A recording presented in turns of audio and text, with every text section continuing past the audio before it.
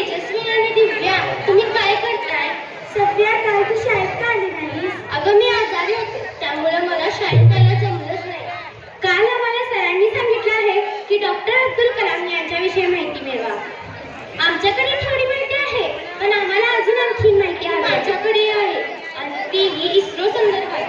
पण एक मिनिट, मी आधी त्यांच्या बालपणाविषयी माहिती सांगते. त्यांचा जन्म रामेश्वरम या गावी झाला. ते शिक्षण घेण्यापूर्वी वर्तमानपत्र विकण्याचा व्यवसाय करत होते. त्यांच्या बाबांचे असे म्हणणे होते की त्यांनी कलेक्टर व्हावे, पण डॉक्टर अब्दुल कलाम यांना असं काहीतरी करायचं होतं की ज्याने भारताचं नाव जगजाहीर होईल. आता मी डॉक्टर अब्दुल कलाम यांनी इस्रोमध्ये प्रोजेक्ट डायरेक्टर म्हणून काम केलं. त्यांनी भारताचा पहिला उपग्रह प्रक्षेपण वाहन SLV-3 म्हणजेच सॅटेलाइट लॉन्च व्हेइकल यशस्वीपणे विकसित केलं. त्यानंतर 1980 मध्ये SLV-3 च्या माध्यमातून त्यांनी रोहिणी हा पहिला उपग्रह प्रक्षेपण वाहन पृथ्वीच्या कक्षेत सोडण्यात आला. हे भारतासाठी मोठे यश होते.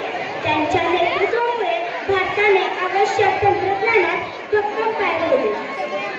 म्हणूनच डॉक्टर कलाम यांना मिसाईल मॅन ऑफ इंडिया आणि अवकाश प्रक्षेपण केंद्राचे एक प्रमुख शिल्पकार मानले जाते. तर आता आपण पाहूया की लहान असताना डॉक्टर कलाम हे त्यांच्या आईशी काय संवाद साधत होते.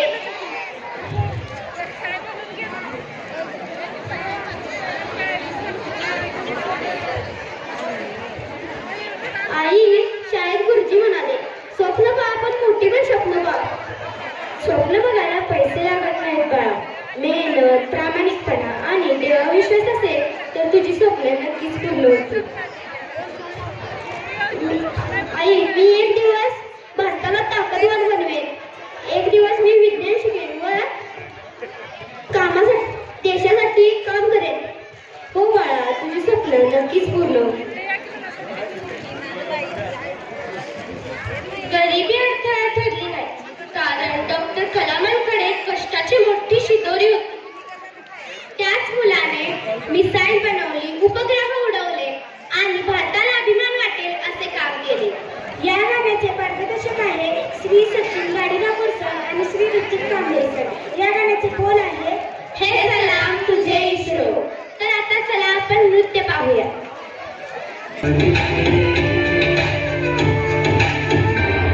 इस बार हम फिर से कोशिश तो कर रहे हैं, कई एक ख्वाब सिर्फ भावना रह जाए। नहीं दोस्त, हम भारतीयों की एक अजब पहचान है। हम हर वो ख्वाब पूरा करते हैं जिस ख्वाब में हिंदुस्तान की जान है।